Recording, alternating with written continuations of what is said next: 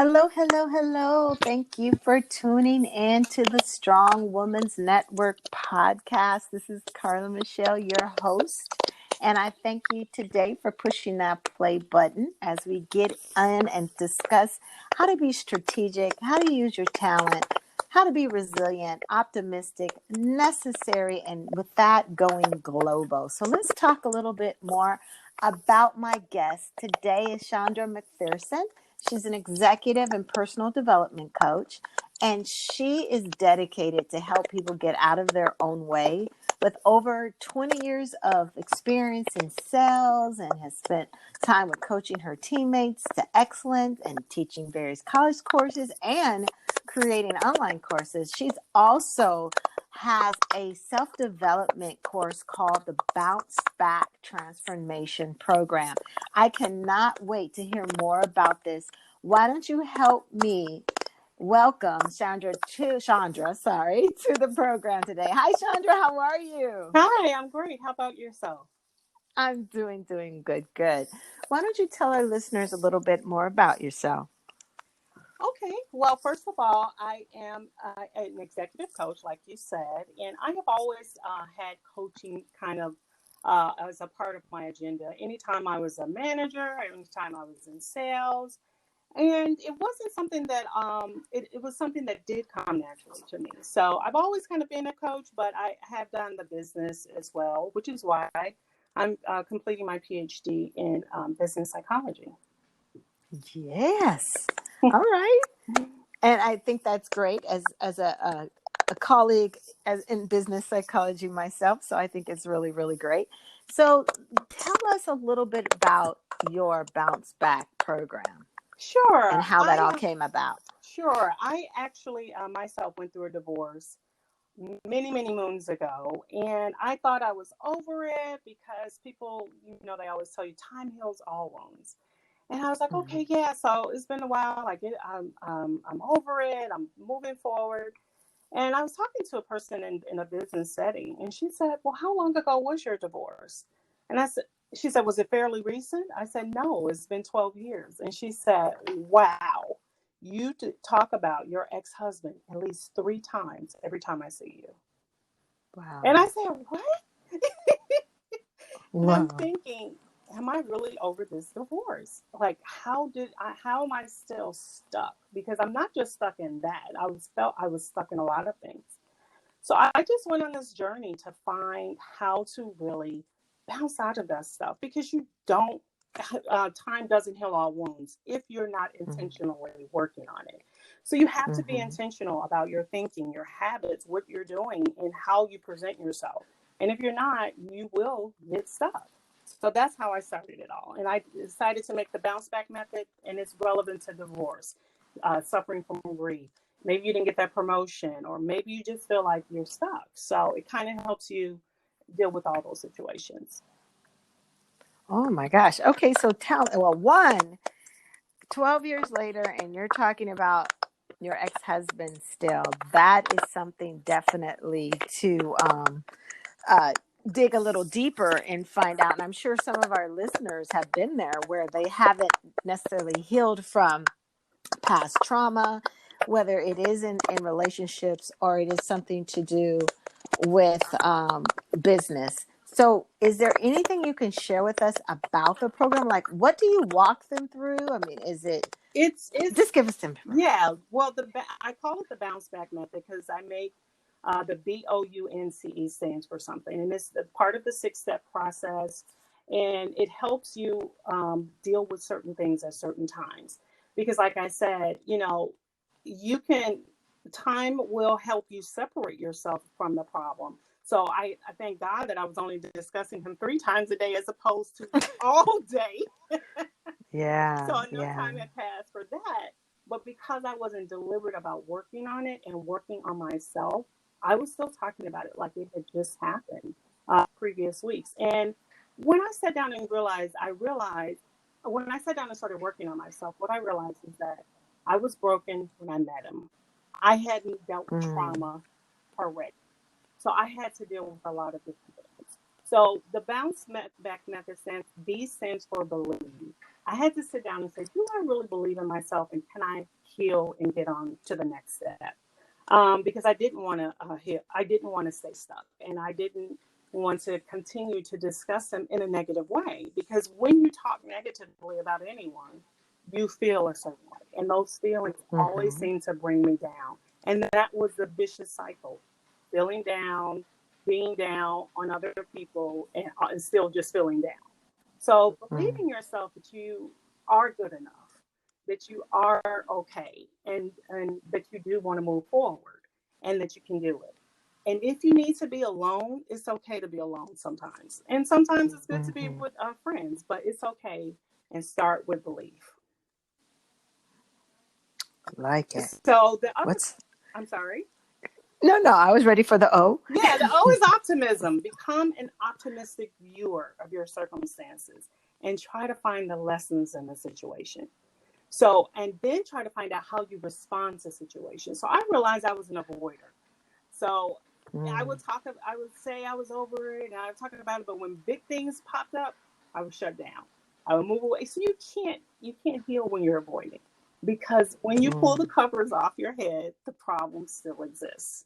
So you still have to deal with it. You still have to figure out, how do I get past it, and what is my strategy, so to say, to dealing with programs. And one good thing is to be optimistic and find optimistic people. Don't find a girlfriend that validates all the negative stuff. Find a mentor, a colleague, a coach, a therapist, someone else who can help you find the lessons in whatever your situation is.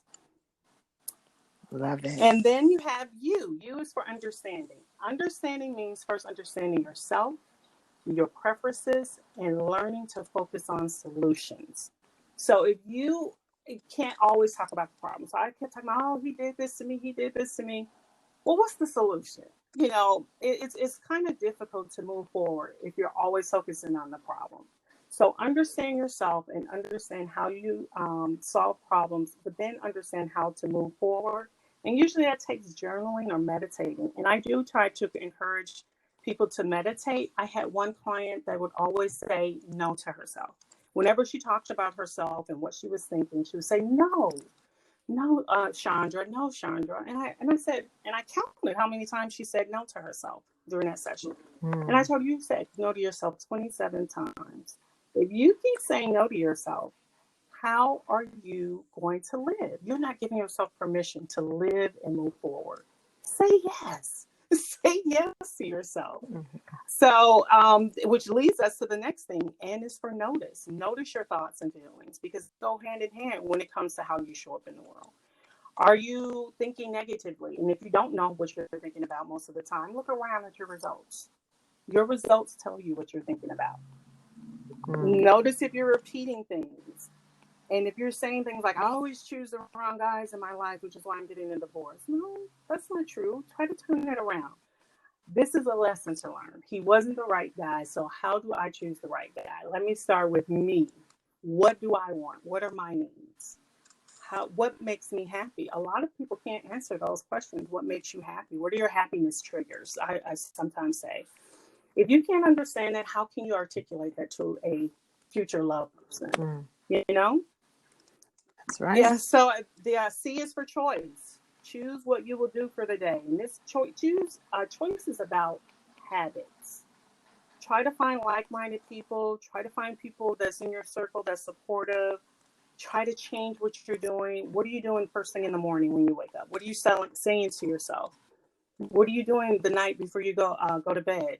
If you say you want to lose weight, are you really trying to lose weight? Are you working on eating and exercising? Or are you just saying, I want to lose weight, and you think something's gonna fall out the sky? Mm-hmm. Life is about choice. Make sure you're making deliberate choices to move yourself ahead. And then finally, E is for experience. I think we should experience things from the perspective of love. You don't always have to feel love or be in a good mood, but if you can try to understand people and yourself through love, I think you can be nicer to yourself and nicer to people. People who are really hard on other people are usually just as hard on themselves. And you can't move Mm. forward when you're like that. Try to experience things, and then try to do things you've never done before. You say, I always wanted to do this. Well, go do it. Go experience it. Try to move around when you're in grief or you're recovering. Don't sit still in the negative thoughts, because that's why you stay stuck. And that's what bounce is about: living deliberately through the grieving process and trying to make sure that time heals wounds by being deliberate. I love it. And I know with the E, with experiencing things around it, it seems like it's that can really freeze people, because when you're sad or depressed, that's one of the hardest things to do, is to push yourself to experience something better than how you're feeling. So that's a good one to definitely to meet a coach and or a therapist or a friend and really talk about and be encouraged to do something different. I know that is the best thing for me, like to go for a run or for a walk, or to um, go travel, which we don't do Right. We anymore can't like do we that used to. now. So I like travel in my mind, I guess. I don't know. Put on a funny, clip or something. But these are key to life, being able to bounce back. So I want to go back to your happiness triggers. Yeah. Do you have some examples for that? I You think that know would be what? great. Yes, I'll take myself for example, because I don't want to use my clients. Their information is confidential. There's actually a happiness triggers assessment for women, and I will post it on I'll send you the link so you can share it with your clients if you want. But it really Mm-hmm. does, based on how you answer these questions, you can say, this is what makes me happy. Like you just said, waking up at 6 a.m. and writing first thing in the morning is a happiness trigger. And you want to know what your go to happiness triggers are, so that when you are feeling down and you're trying to change that, you can find something your go to. Instead of saying, oh my God, I always make mistakes, I can say, nope, I usually need more time to figure out what I need to do next. So instead of saying I always make mistakes, I'm going to take a little bit more time before I decide, and then I'm going to move forward. And getting back, so happiness triggers could be running, eating better, having a cup of coffee with a friend once a week, reading alone, or having a book club. There are people, I'm not the type of person, I feel energized when I go and visit my friends. And then, that's a happiness Mm-hmm. trigger for me. But I wanted to go back to that experience. It is a hard part when you are trying to get past grief. And that's why I put it last. You really do have to work up to that, because getting up and going to see a coach or going to a therapist, it took so long for me to do that. Even when it took 3 years to get a divorce, even when I was going through that divorce, it took me somewhere around the third year to fourth year to really go see a therapist for myself and to really get past and get up and go. And it still takes people Mm-hmm. time to see coaches and therapists and things like that.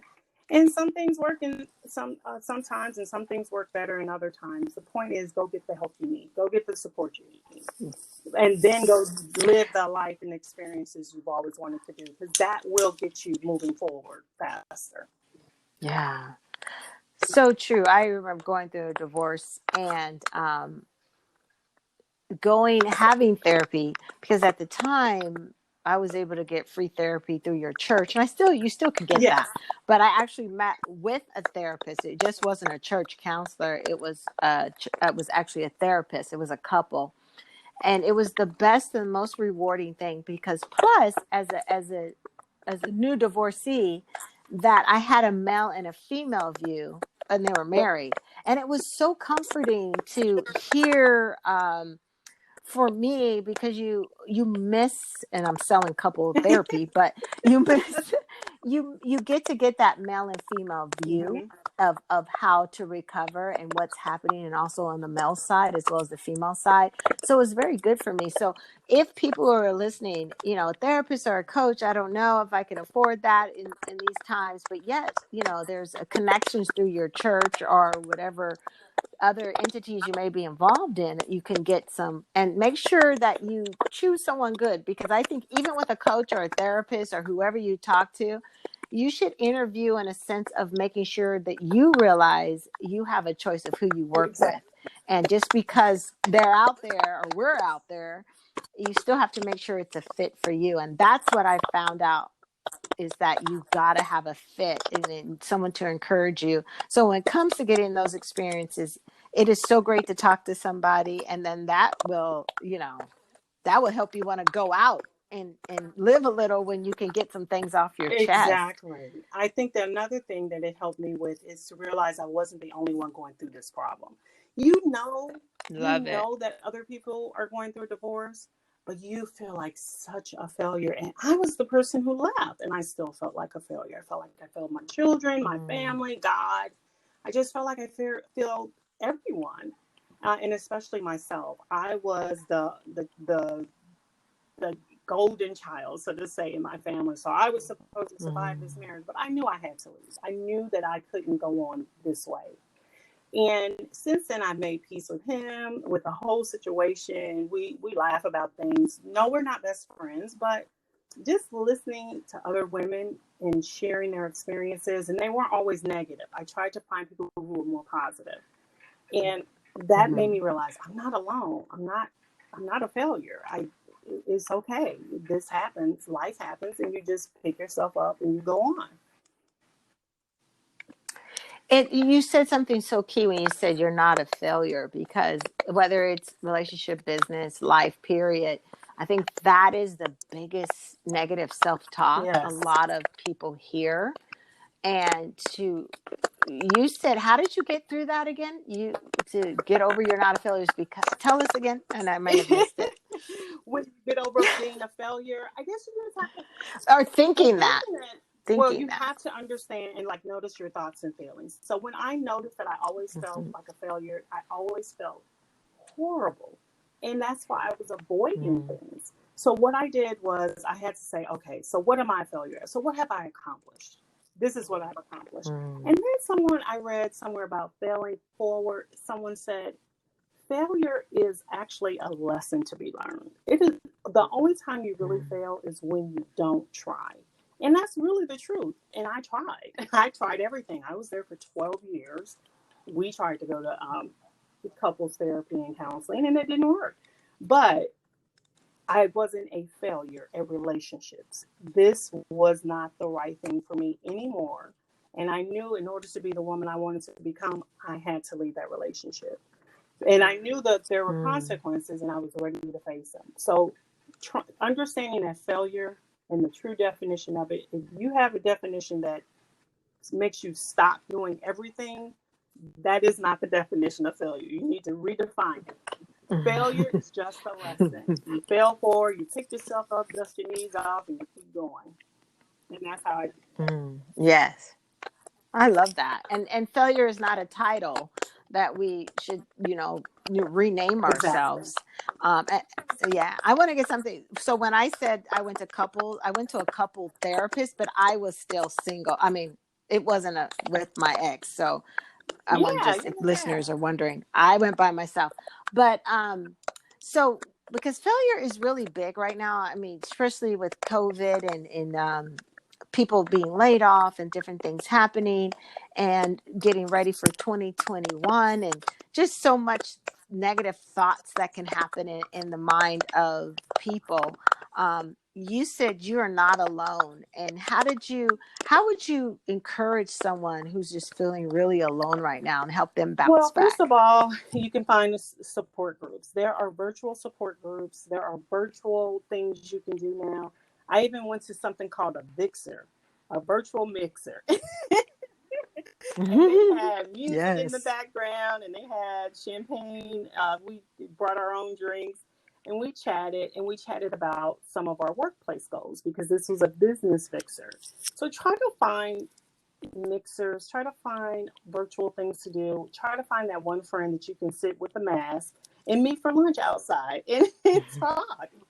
Try to make Mhm. sure that you're not defining yourself as a failure. Define yourself as this is an opportunity. COVID is an opportunity really to slow down, take a look at what you've done, what has worked, what hasn't worked, and then pivot. And Mhm. I started hearing the word pivot more and more since we've been on this COVID break. And I think that that is a great word. How can I pivot? What lesson can I learn? And work with your strengths. Don't work with your weaknesses. I actually give all my coaching Mhm. clients a strength assessment as well. These are your top 5 strengths. How can we make your life work just working with these? as opposed to Mm. focusing on your weaknesses or your failures. So don't think of in terms of that. Think of in terms of strengths and what I can pivot on. So I hear you mention the word assessment a lot. For those listeners who don't know what you mean by assessment, can you share a little bit about how you use that in I your coaching time? absolutely, and that's a great question. I am an authorized business partner with Everything Disc.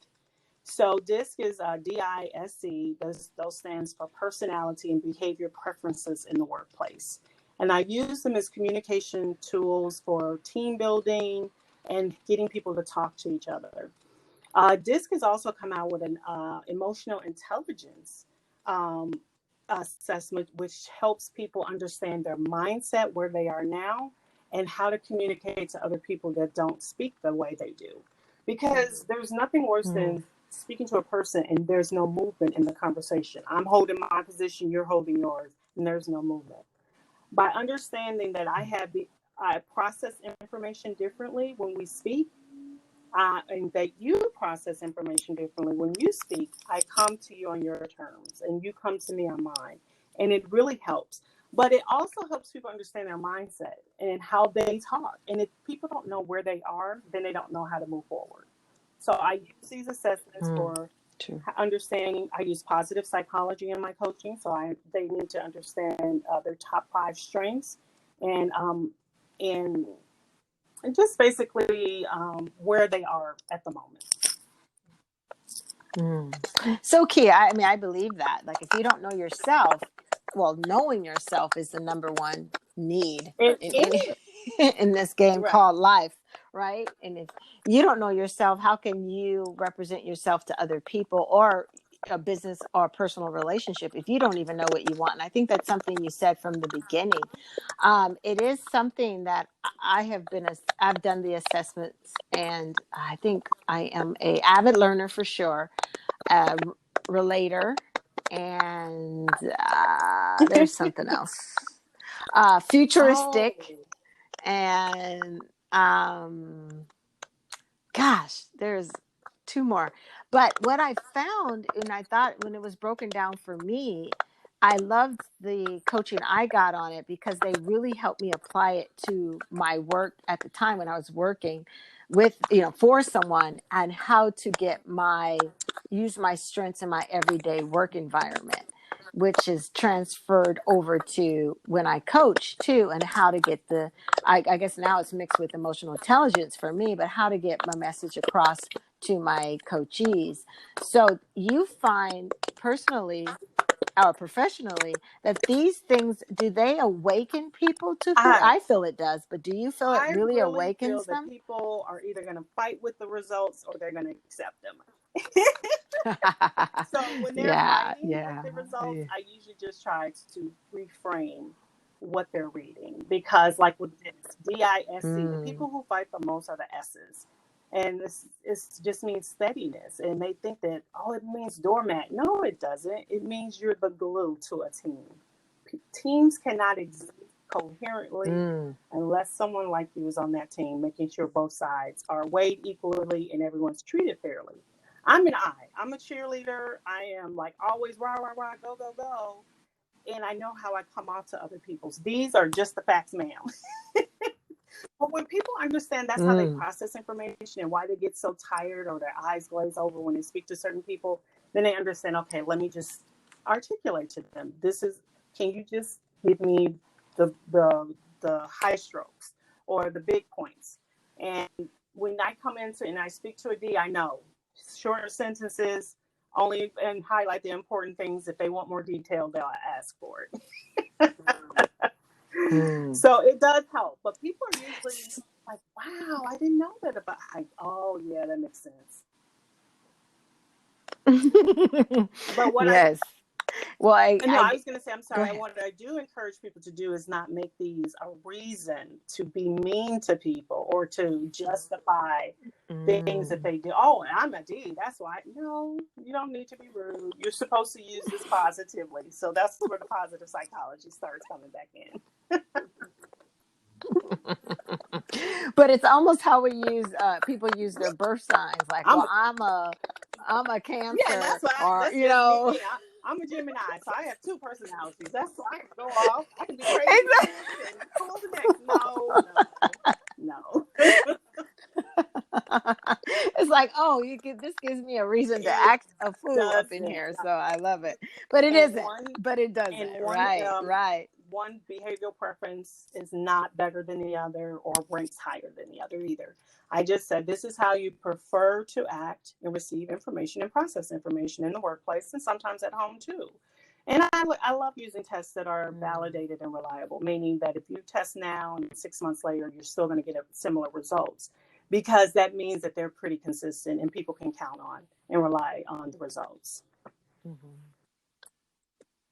And especially when you're taking it to really be present, because there have been times when people have been assessed and they don't take it as serious, so they rush through and their results don't necessarily reflect their true self. So to the listeners, if you ever take any type of an assessment, take your time, be truthful, and just really, go with that.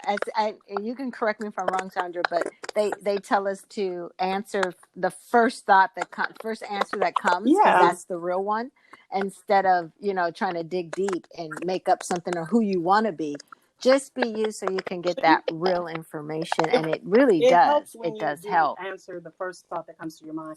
I sent an assessment to one of my clients one time, and she wanted to look. She was looking up definitions and googling stuff, and I said, you know what? I learned from that experience. So now I send out instructions that says, do not overthink this. The first answer that comes to your mind is usually the correct one.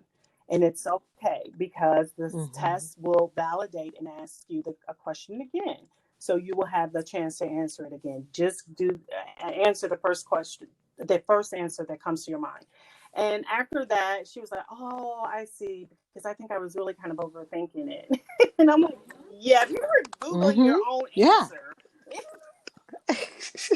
What should I say? But think about it. Since, we go to school, we're programmed to go for the right answer, not the answer we think it is. When we take a test, we're That supposed to is get the very right true. answer, and the right answer is right. So when we're assessing, we think we need And the right answer. And it's it's totally different. It totally is different. not a test, it's not a quiz. We're really just asking you what are your preferences so that we can help you understand you Mm. and help you understand and communicate with other people. So that's a very good point. I'm glad you brought that up. Yeah. Yeah. I think we forget that people really care about who we are and not the outer thing of how we perform, because life is so much about performance. But your assessments, and when you're assessing your clients, it sounds like it's about who are you without all this other stuff Yeah. on top And of it. even in the bounce back method and the choice, I tell people this is the opportunity to not people please. You're making choices for yourself. You're making Mm, choices because you understand the consequences of them as it pertains to your children or your family or your spouse or significant other. But you're also making choices for you. So you can't people please. This mm, isn't about people pleasing. This is no. about working on you.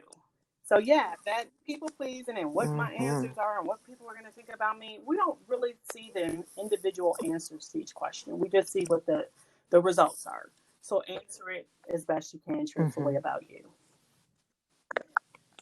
I love it. So if someone was looking to reach out to you for coaching and having one of your or all of your assessments done, how You could they can reach reach you? me on my website, ChandraMcPherson.com, ChandramcPherson.com. Or you can just email me at chandra@chandramcpherson.com. And you can get on my calendar that way. You can actually call me and set up a time. I don't know, should I give my phone over the over the podcast? My It is business totally phone up to number? you, Sure. because they Three can one reach zero out. nine three Yes, seven. I'm sorry, that's 310-736-9147. That's my consulting coaching number, and you can reach me directly, and I'll be happy to get the process started. yeah. So 310-736 nine That is one four correct. seven. Awesome. And Chandra Yes. McPherson.com. Okay, great. So before we close here, one, I want to thank you. Thank you for sharing your bounce back method and all that you have learned from life and just being uh I was going to say transformational, but that's true, transformational. But thank you for being Yes. transparent and all that you've shared with us today. So in closing, what words of wisdom would you want to leave with our I listeners think today? the most important thing is if you want to recover and heal, be intentional about the process and don't do it alone. It's important that you do get the support you need. Amen. Short and sweet. You want to recover and heal, be That's intentional, and right. get support. Thank, Thank you thank you for so having much, me. Chandra. Thank you so much. Yes, and listeners, reach out to her. She's available. You see what she has to offer, and it's a great, great opportunity to work with another great coach. So I am signing off, and thank you again for listening, and Okay. I will see you next time. Take care.